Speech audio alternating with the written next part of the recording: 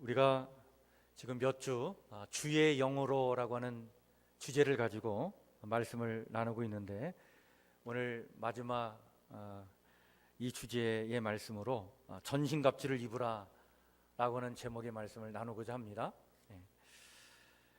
호주 시드니에 사는 교민이 고국을 다녀가는 길에 개나리 가지를 꺾다가 자기 집마당에 옮겨 심었다고 합니다.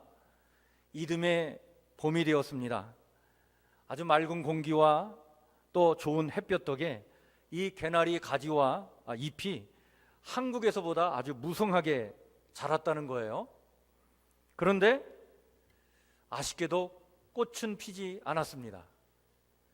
첫 해라 그런가 이렇게 여겼는데 2년째, 3년째가 되어도 꽃은 피지 않았다는 겁니다.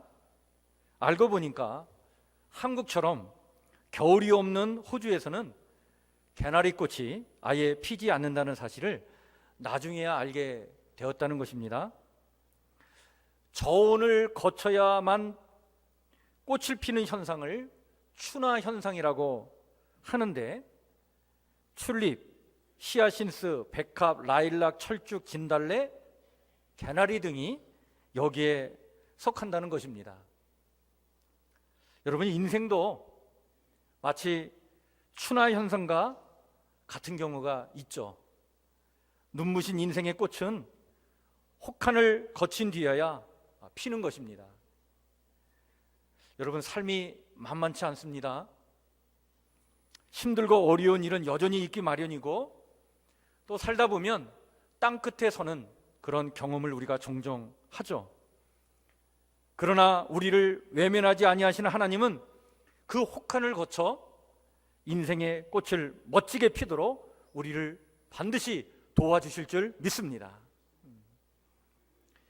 이와 같은 도움을 받고 눈부시게 인생의 꽃을 피웠던 성경의 인물이 바로 누구냐면 다윗입니다. 다윗은 시편 62편 1절 2절에서 그 인생의 혹한에서 자신이 어떻게 처신했는지를 이렇게 고백을 합니다. 그의 고백을 들어보시길 바랍니다. 내 영혼이 잠잠히 하나님만 바라며 구원이 그에게서 나오기 때문이로다. 오직 그만이 나의 반석이시요 나의 구원이시요 나의 요새시니 내가 크게 흔들리지 아니하리로다. 구원이 하나님의 손길에서 나오기 때문에 잠잠히 하나님만 바랬다라고 하는 것입니다. 여러분, 여기 잠잠히 하나님만 바라며, 이것은 하나님의 구원의 때를 바라보면서 끝까지 버텼다라고 하는 뜻입니다. 나를 잃지 않도록 버텼다는 것입니다. 신앙인의 정체성을 잃게 하는 수없이 많은 갈등과 문제와 그리고 환경과 여건 속에서 하나님만을 바라보면서 나를 지켰다는 거예요. 그래서 나는 흔들리지 않았다는 것입니다. 그랬더니 하나님께서 내 인생의 꽃을 이렇게 활짝 피게 해주셨다. 이게 다윗의 고백입니다. 우리 성도 여러분들은 다 알고 계시죠? 여러분, 신앙생활이 그렇게 단순하고 만만치 않습니다. 신앙생활이 그렇게 쉽지 않아요. 여러분, 내 인생의 주인이 내가 아니라 내 인생의 주인의 자리를 하나님께 맡겨드리면서 주님의 뜻을 따라 순종하며 사는 이 신앙의 여정은 수없이 많은 어려움을 만날 수밖에 없는 순례길입니다. 산 넘어 산이에요. 먼저 여러분, 내 안에 있는 못된 나와 싸워야 합니다. 그 완고함과 고집스러움과 강팍함으로 똘똘 뭉쳐있는 교만한 내 안에 있는 나와 싸워야 하는 거예요. 이렇게 내 안에 있는 그 가시와 싸우는 것도 버거운데, 함께 더불어 살아가는 이들 안에 있는 그 가시들과도 우리는 또한 싸워야 합니다. 온갖 상처들로 인하여 깊이 가시 박힌 그 영혼들이 토해내는 그 더러움과 역겨움과 그 사악함과 우리는 싸워야 하는 거예요. 선으로 악을 이기는 태도를 가지고 싸워야 하는 거죠. 더 나아가 이런 군상들이 치열하게 서로 싸우며 경쟁하며 만들어내는 그 분노와 적개심과 어둠과 죄악의 그 문화와 우리는 싸워야 합니다. 이 싸움에서 나를 잃어버리지 않고 신앙인의 그 정체성을 상실하지 않고 아름다운 인생의 꽃을 피우는 길은 정말 다윗의 고백처럼 바로 바라봄과 버팀, 이 두 가지라고 봐요. 우리를 구원하셔서 온전케 하시는 주님을 바라보는 것입니다. 그 흐트러지지 않는 시선으로 버티는 것이에요. 이 바라봄과 버팀으로 나아가면 하나님께서 나와 너와 우리 모두를 온전케 해주시고 구원하시는 그 은혜를 우리가 체험하게 될 줄 믿습니다. 인간의 그 연약함과 그 약함과 그 악함 속에 당신의 그 탁월함과 강함과 그 선함으로 역사하셔서 온전케 하시는 그 은혜를 체험하게 되는 것입니다. 이 은혜를 사모하고 이것을 기대하면서 인내하고 종국에는 그것을 체험하는 경지에 다다를 때에 여러분 우리는 그때서야 성숙한 신앙의 경지에 이르게 되는 겁니다. 신앙의 성숙이 그냥 이루어지지 않아요. 사도 바울은 이런 일련의 신앙의 여정을 영적 싸움으로 묘사했습니다. 주의 영 성령의 도움으로 우리가 그리스도의 성품을 닮아가고 섬김의 삶을 살아 정말 성도답게 하나님의 영광을 드러내며 살아야 하는데, 주의 영 성령님께서 내 안에 오셔서 나를 온전히 다스리지 못하게 하는 내 안에 악함이 있습니다. 여전히 악한 생각에 놀아나고 나를 온전히 하나님께 내어드리지 못하게 하는 내 안에 어둠이 있습니다. 사도 바울은 우리 성도들은 이런 우리에게 있는 이 어둠과 영적인 전쟁을 치르는 하나님 나라의 군사라고 하는 것을 강조하면서 이 영적 싸움에서 승리하기 위해서 전신갑주의 무장을 해야 된다라고 우리에게 그 신앙의 비법을 알려주고 있는 것이죠. 그래서 오늘 우리가 읽은 본문의 말씀을 보시길 바랍니다. 에베소서 6장 10절 11절을 다시 한번 보시죠. 뭐라고 말씀하고 있습니까? 끝으로 너희가 주 안에서와 그 힘의 능력으로 강건하여 지고 마귀의 간계를 능히 대적하기 위하여 하나님의 뭘 입으라고요? 전신갑주를 입으라. 영적인 싸움에서 승리하기 위해서는 영적인 군사로서 단단히 무장해야 된다는 것입니다. 여러분 혹시 영화 좋아하십니까? 좀 오래된 영화지만 제가 한 편의 영화를 좀 소개해 드리고 싶어요. 그 영화 제목이 데블스 애드버킷이라고 하는 영화입니다. 뭐 사탄에게 놀아나는 변호사라고 이렇게 쉽게 얘기할 수 있는데, 데블스 애드버킷이라고 하는 영화인데 아주 잘된 작품입니다. 이 영화는 그 사탄의 유혹이 얼마나 집요하고 대단한지를 잘 우리에게 알려주는 아주 수작이에요. 영화의 시작은 미국 플로리다의 소도시 갱스빌에서 시작이 됩니다. 학생을 성희롱한 혐의로 한 남자 교사가 기소가 되어가지고 재판을 받게 되었는데, 이때 이 남자 교사의 변호사가 바로 케빈이라고 하는 신참 변호사였습니다. 변론을 맡게 되었어요. 그런데 이 피고인의 유죄 혐의가 분명한데도 이 케빈은 피해자인 증인을 막 몰아붙여가지고 배심원단을 설득해서 결국에는 무죄 판결을 받게 해줍니다. 이 이후에 계속해서 그는 법정에서 64번이나 막 승소를 합니다. 그래서 그의 명성이 막 알려지게 되었어요. 결국 뉴욕에 있는 큰 존 밀턴 투자회사에서 아주 파격적인 대우를 제안을 하면서 스카우트를 해갑니다. 그래서 그는 부푼 꿈을 안고 아내와 함께 뉴욕을 향해 가게 되죠. 그런데 이 일련의 모든 과정이 사탄의 유혹이라는 사실을 이 케빈 변호사는 알지 못합니다.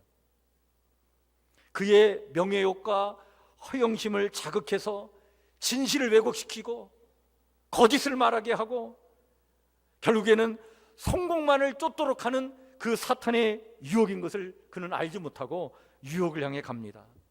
최고급 아파트에, 그리고 엄청난 수입. 그는 기뻐 어쩔 줄을 모르는 거예요.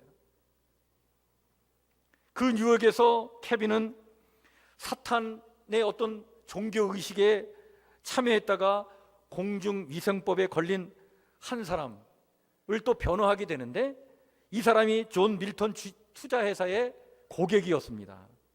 아주 해박한 법률 지식과 그리고 아주 치밀한 변론으로 무죄를 받아냅니다.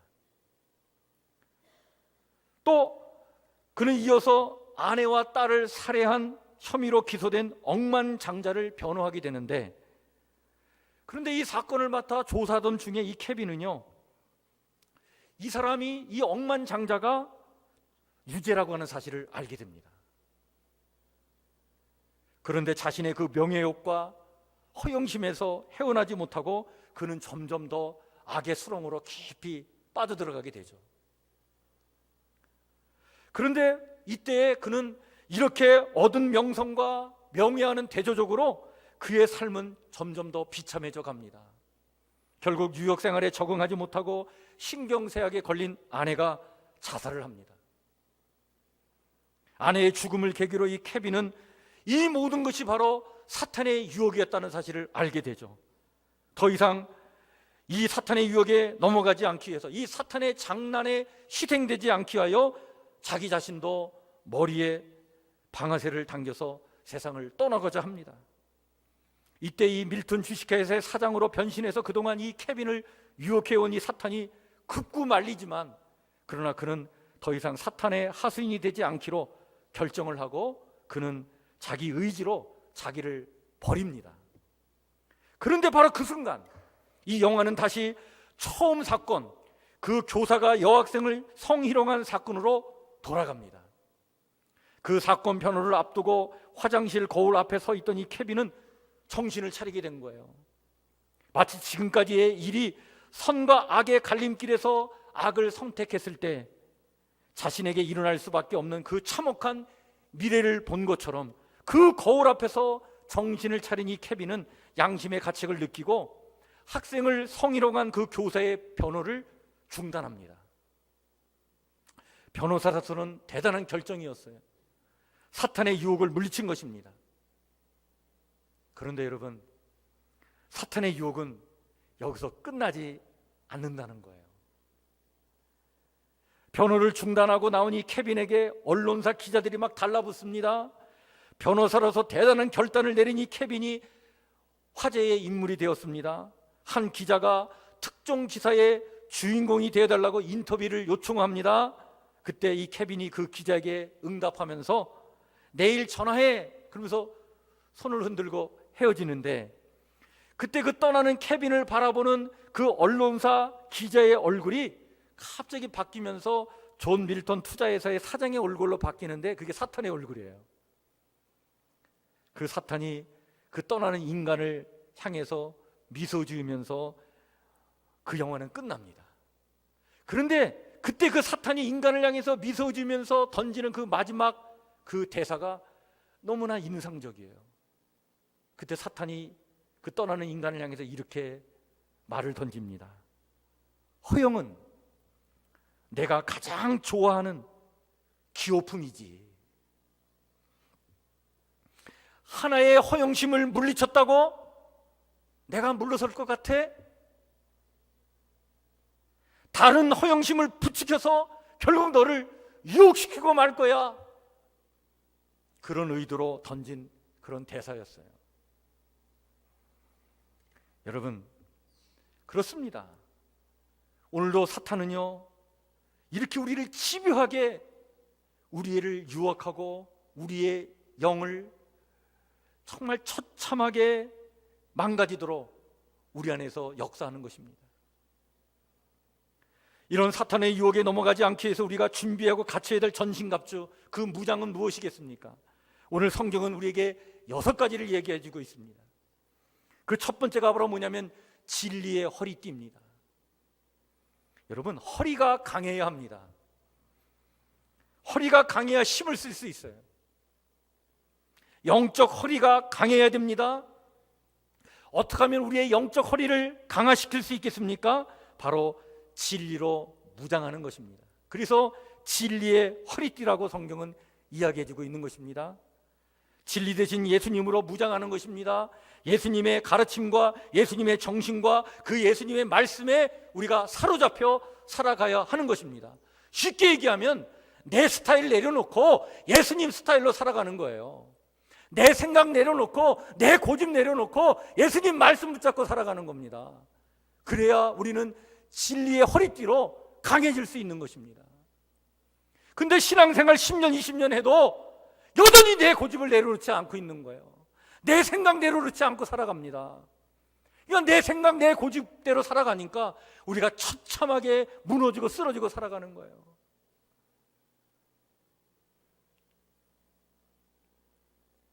여러분, 진리 대신 예수님 붙잡지 않으면 거짓 신앙이 얼마나 난무하는지 몰라요.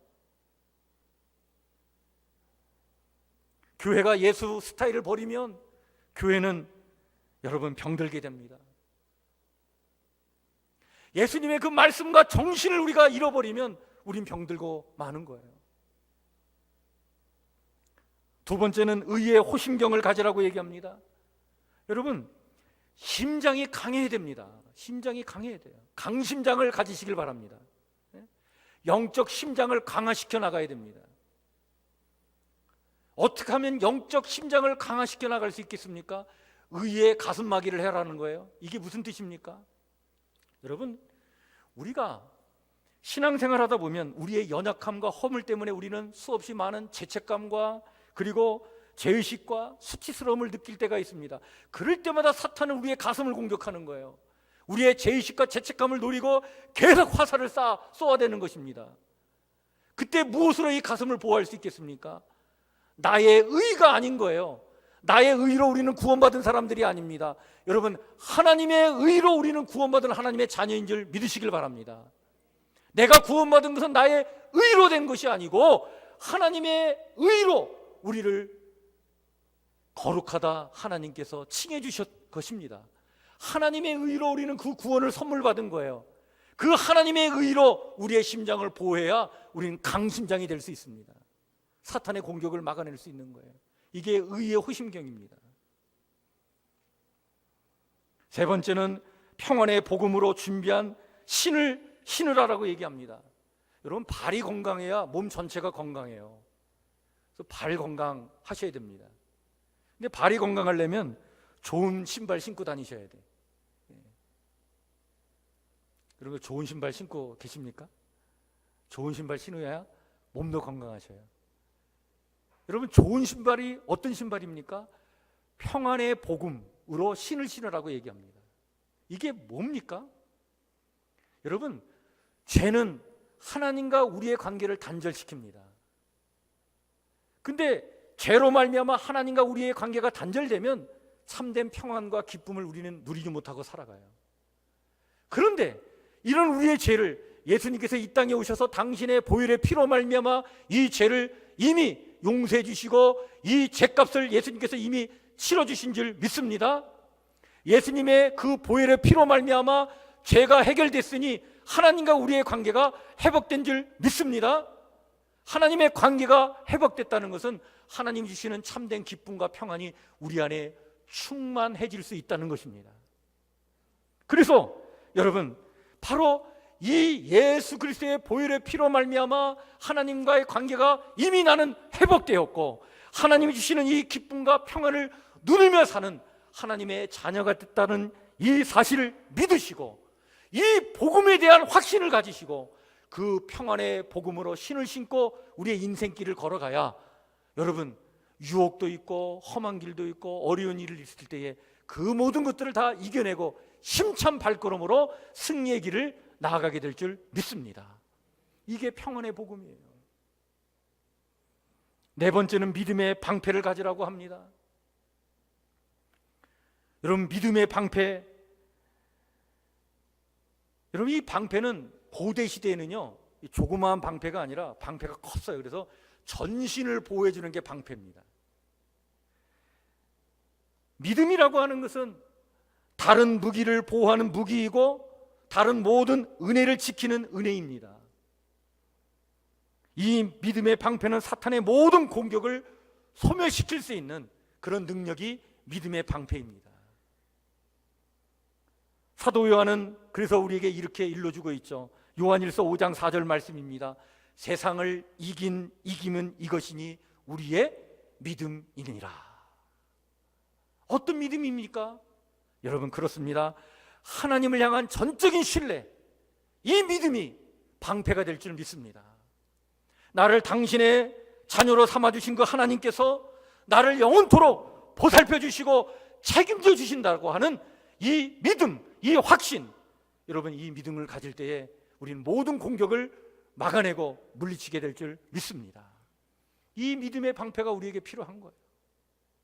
이 믿음이 있는 한 여러분 정말 이 세상의 육신의 정욕과 안목의 정욕과 이생의 자랑 때문에 우리가 흔들리지 않는 것입니다. 그 모든 것들을 막아낼 수 있는 거예요. 다섯 번째는 구원의 투구를 쓰라고 합니다. 여러분 머리를 보호하셔야 돼요. 네? 여러분 우리의 머리, 우리의 생각을 지키지 않으면 여러분 우리는 올바른 관점을 가지고 이 땅을 살아갈 수가 없습니다. 여러분 그래서 생각을 잘 보호해야 됩니다. 머리를 보호해야 된다는 건 생각을 지키라는 거예요. 여러분 생각 중에는요 나쁜 생각들이 얼마나 많은지 몰라요. 우리를 괴롭히게 하는 생각들이 얼마나 많습니까? 그래서 여러분 생각 많이 하시면 안 돼요. 생각하면 할수록 우리를 더 고통스럽게 하는 나쁜 생각들이 얼마나 많은지 몰라요. 그래서 여러분 생각의 노예가 되면 안 됩니다. 생각 많이 하지 마세요. 더 고달픈 인생 살아가는 거예요. 그냥 생각할 바에는요 기도하셔요. 아니면 그냥 편하게 잠을 주무시길 바랍니다. 그게 건강에 좋아요. 괜히 생각하면 그 생각은 또 다른 생각을 만들어냅니다. 쓸모없는 생각을 만들어냅니다. 그 생각에 내가 놀아나는 거예요. 그래서 그 나쁜 생각을 갖게 됨으로써 더 많은 문제를 내가 일으키게 되는 거예요. 여기서 우리를 보호해 주는 게 바로 뭐냐면 구원의 투구입니다. 여러분 구원의 투구는 뭘 얘기하면 구원의 확신을 얘기하는 겁니다. 여러분 우리가 하나님의 자녀라고 하는 확신을 가지시길 바랍니다. 하나님의 자녀는 하나님께서 책임져 주실 줄 믿습니다. 그러니까 모든 문제 하나님께 맡기고 그 구원의 확신을 가지고 구원의 투구를 쓰고 쓸모없는 생각을 물리치시길 바랍니다. 그러면 이 세상의 염려, 걱정, 근심, 불안, 두려움의 생각들이 다 사라지게 될 줄 믿습니다. 그 생각들로부터 자유로우셔야 돼요. 그래야 우리가 건강하게 살아갈 수 있는 것입니다. 마지막으로 성경은 말씀합니다. 성령의 검을 가지라고 얘기합니다. 성령의 검은 공격 무기입니다. 다른 것들은 다 방어 무기이지만 이것만큼은 공격할 수 있는 무기죠. 여러분 무엇으로 이 어둠의 영과 내 안에 있는 악함과 싸워 이길 수 있습니까? 그것은 바로 성령의 검, 말씀입니다. 하나님의 말씀입니다. 이성의 검, 감정의 검 안 됩니다. 여러분 아무리 생각하고 또 생각해 보세요. 이겨내지 못합니다. 감정으로 대처해 보세요. 더 상처만 큰 거예요. 하나님 말씀 붙잡고 그 말씀에 순종해 나갈 때 하나님께서 세기를 열어주시고 문제를 극복하고 승리할 수 있도록 도움을 주실 줄 믿습니다. 그 모든 승리의 힘이 바로 말씀에 있는 것, 말씀. 성도 여러분, 이렇게 전신갑주를 입고 잘 무장하셔서 정말 승리의 인생을 살아가는 하나님의 멋진 백성들 다 되시기를 주의 이름으로 간절히 축원해 드립니다. 우리는 영적 전쟁을 해야 하는 하나님의 군사들입니다. 반드시 이 사실을 여러분들이 인식하시길 바랍니다. 수없이 많은 시험과 유혹이 있습니다. 문제거리가 있습니다. 또한 우리를 교묘하게 우리의 생각과 우리의 마음을 흐트러놓는 사탄의 유혹들이 있습니다. 이 모든 것들을 이겨내고 승리할 수 있는 길은 하나님의 영이 우리 안에 계시고 그 영으로 말미암아 영적 무장을 하는 그러한 우리가 될 때 우리는 그 모든 것을 이겨낼 수 있습니다. 여러분, 영적으로 무장하셔서 다윗의 고백처럼 바라봄과 버팀으로 끝까지 그리스도인다운 삶을 살아내시길 바랍니다. 그러면 하나님께서 반드시 승리의 영광과 면류관을 우리에게 주실 줄 믿습니다.